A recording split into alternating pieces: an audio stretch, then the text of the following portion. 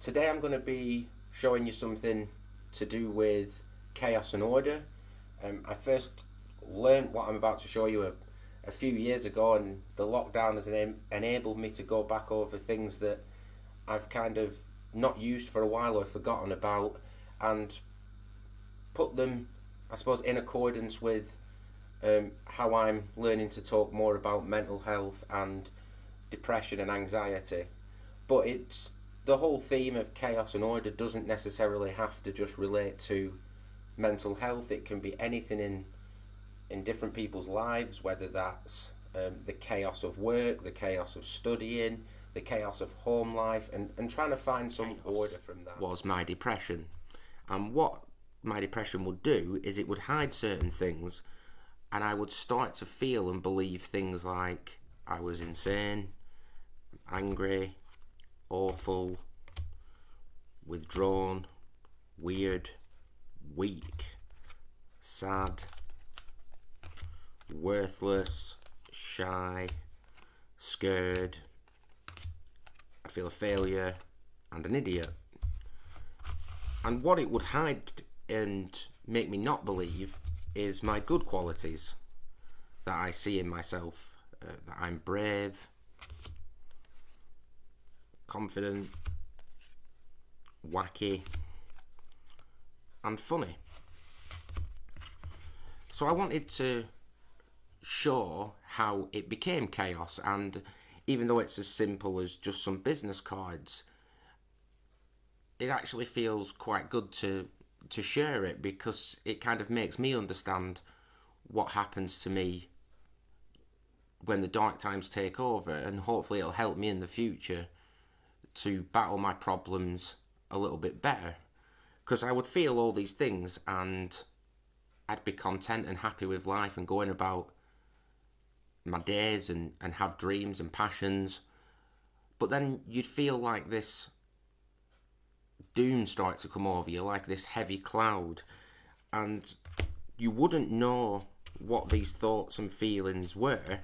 You just have this real dark pit in my stomach, in my heart, like round my heart, and I wouldn't know what was coming, but I knew that it wasn't good. And all these bad thoughts and feelings would start to mix together with the good stuff and kind of take me away from who I feel I am or was, and put everything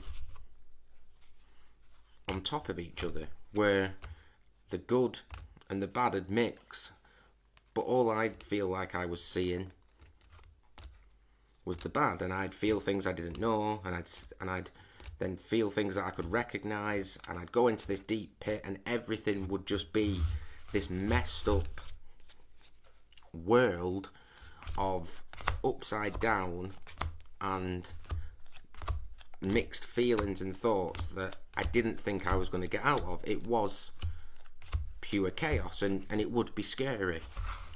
And with that chaos, I'd always be thinking, when's this going to end? I wouldn't be thinking, what can I do to get out of this?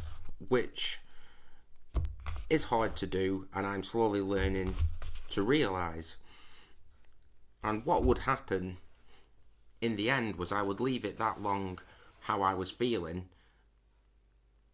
and the chaos would turn to order, and everything bad would disappear or be hidden, and the good would come to the forefront.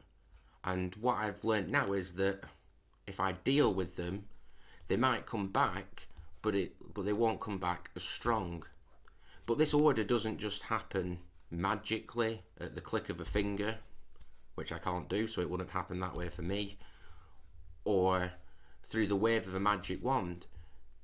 It can take, a couple of days. It sometimes takes weeks, months, and some stuff will take years, but it happens right before your eyes without you even knowing it, but everything resets itself.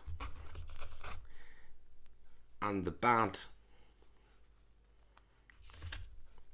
goes away and the good comes back to the forefront, and you feel content.